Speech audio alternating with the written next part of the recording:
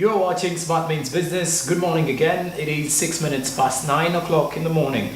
And now we're heading to the Smb Insight. And our insight today is looking at how to improve trade in regards to lots of things that are attached to it, including the quality of governance that is actually attached and how governance is affecting the investments within the world. And of course, looking at how the government is supposed to at least increase on the budget of investments and especially in institutions like the Uganda Investment Authority, so as to see that value addition and the quality of products being produced within the country are of the world standard. We do have this and more in our Smb Insight this morning. How do we measure the quality of governance? It is measured using various indices. One of them is the corruption index. And Uganda's corruption index is quite high. We are ranked, I would say, one of the most corrupt countries, especially in East Africa. This affects how business operates and investments happen in the country. For us to be able to attract new investors,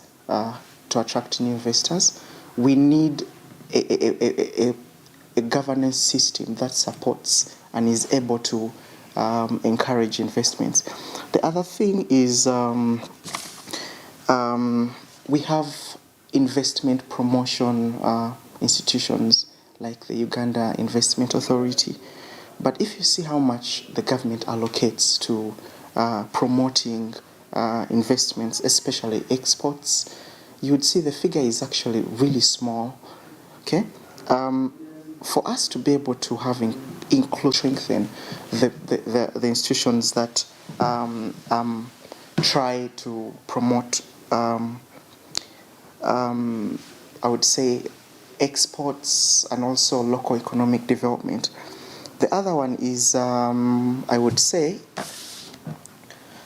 we need to strengthen, well, in 2014, we launched and started the local economic development, which was a mechanism or a program that the government thought would improve growth at the lower local government and at the district or regional level. The lead policy and the lead structure was established to try and improve investments and improve the quality and I would say the value and the quality of the products we produce, especially the agricultural products.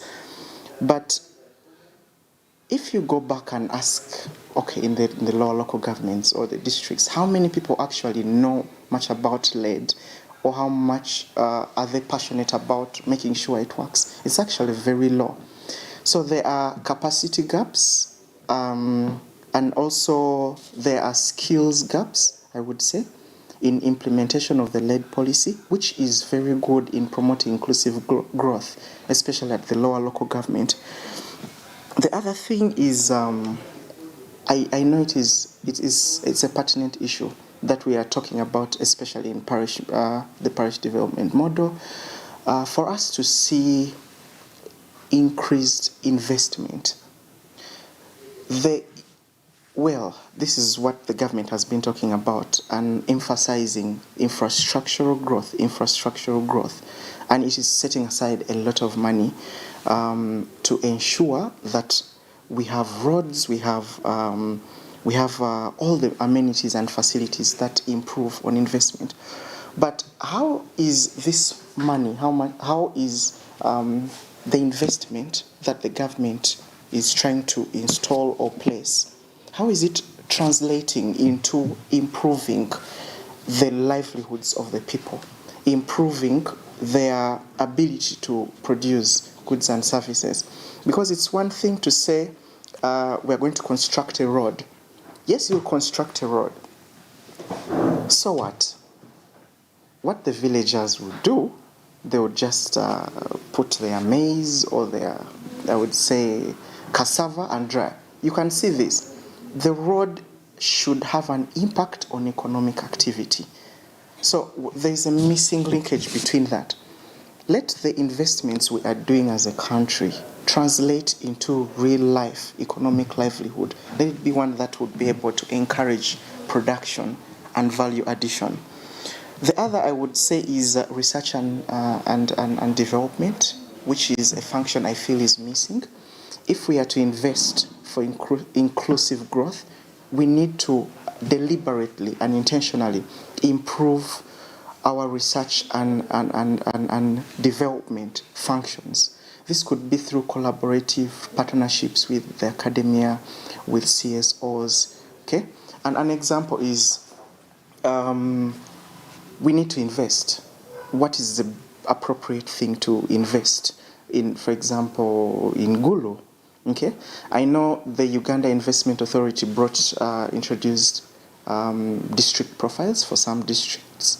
Okay, where you can know for example, in agriculture, what commodities are best where, and what can you do to improve investments in such a district. But what I feel is lacking is research and development to see how, because the world is changing, things are changing. You cannot say, I'm going to keep producing this for years. Things are changing. Tastes and preferences of people are changing. If we are to exploit the national market and the international markets, we need to know what is happening. How do we improve on the quality of our our commodities? How do we improve on the quality, for example, of our agricultural produce? Okay, so this would involve research and development, which I would say an example is NARO. NARO is trying a lot. It's a government agency that is mandated to improve the agriculture sector and value addition. But how effective is it to translating whatever it's being given, the monies and the seeds and the human resource? It's not reflecting a lot in the lives of the common Ugandan. And I would say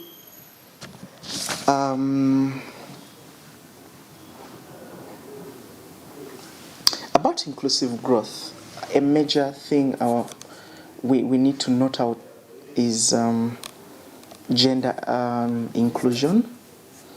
Do our programs, well, they say they do, but do our programs intentionally target the marginalized groups? When you look at the data being collected, for example, from the PDM, or I would say from the previous economic empowerment programs, are you able to identify and isolate out and know that these are the vulnerable women, these are the people with disabilities, or is it just general data? So what I think is very good for programs, for them to improve, is that the data collection process should involve gender disaggregated data, but also data that captures and is sensitive to other groups. For example, the people with disabilities and maybe the vulnerable youth. Okay, my last point would be investment in human capital. Human capital focuses on education and health and maybe water. The human capital development component, which we all know was flagged off as one of the most important programs in the NDP and also in our national budget framework papers and our budgets. It's something that over time we have seen there has been an increase in allocation for human capital development. However, I feel there is a mismatch between the number of students or the quality of students graduating and what is required in the investment market in the country. Okay? Because if I get done with school and I come to the real world to work and my skills do not help me, then there is a mismatch. I would say it's a misalignment of what is taught at school and how the investments are being handled. So to improve or to boost investment for inclusive growth, the quality of our education system, the quality of our skilling and learning should be one that is geared towards intentionally improving investments, but also encouraging youth to be able to set up their own businesses that can spark economic growth. Yes, there are two fronts I would say. I'll start from the national level. There is no country, if you study and you try to do some research, there is no country that has been able to grow or reach where it is, especially the developed countries, without investment. And it is, I would say, strategic investment that has been geared towards increasing productivity, improving the quantity and the quality of the manufactured, I would say, goods or services.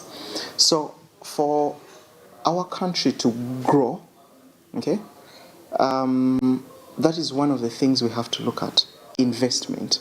But what does it do? Investments increase the amount of revenue that the government can collect. It increases the tax base that the government can levy taxes on. The other thing is, when there is an increase in investments, we see there is an increase in employment opportunities for those who are graduating, those who are done, those who are learning. More investments means more employment opportunities. But also, investments are, I would say, an engine for further infrastructural development. Yeah. So we see things like, an example is when you set up an example is a fruit factory in Soroti. Such a fruit factory attracts investments like roads, electricity, water. Okay, so because of investments, we are seeing social services delivered closer to the people as well, because people tend to centralize themselves around the production units, and this later on brings in amenities like schools, social centers, health centers, which improves the service delivery of the people. So for Uganda to leverage on trade, one of the things I would say, but before I say that, Uganda has made a lot of effort towards improving our trade policy. It has carried out a lot of trade reforms that have not only removed non-trade barriers, but also improved the volume of trade as a country. Okay, but how can we leverage on trade? In 2019, Uganda ratified under the African Free Trade Continental Area, and this is a more of a larger regional integration where we're going to have just imagine Africa as a whole market as one. But how can we improve? One, if we are to have sustainable development, the quality of the commodities and the services we're willing to offer should improve. Okay?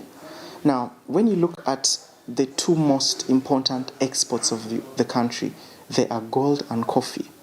When you go deeper and understand what exactly we export semi-processed gold, and for the coffee, it's usually they call them unroasted, not roasted.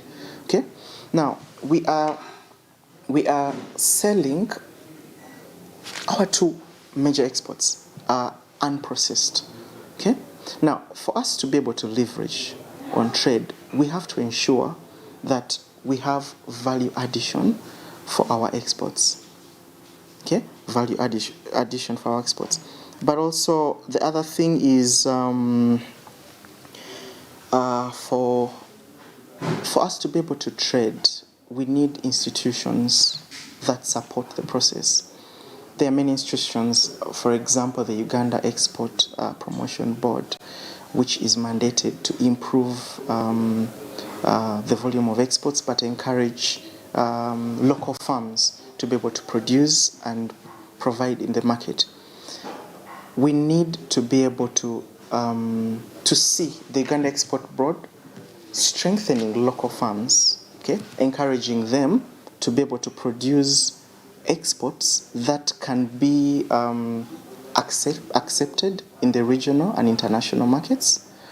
But also another thing we could do to leverage on trade is use streamline. Now I would say there's a mismatch between most of our government programs which aim at poverty alleviation and to lift up people out of poverty, and the promotion of exports. Okay, so you give a parish money and say, now this is it, produce, add value to it. But what are the chances that the commodities they're going to produce, what are the chances that they'll be accepted in a foreign market? Do these youth know the standards? Do they know the quality? Okay, so as we try to we are trying to improve growth by the economic empowerment programs, for example, the LED, Emyoga, and what. We need to have, I would say, a linkage between trade, especially at the national level and the international level in East Africa, for example, and the government programs. Okay.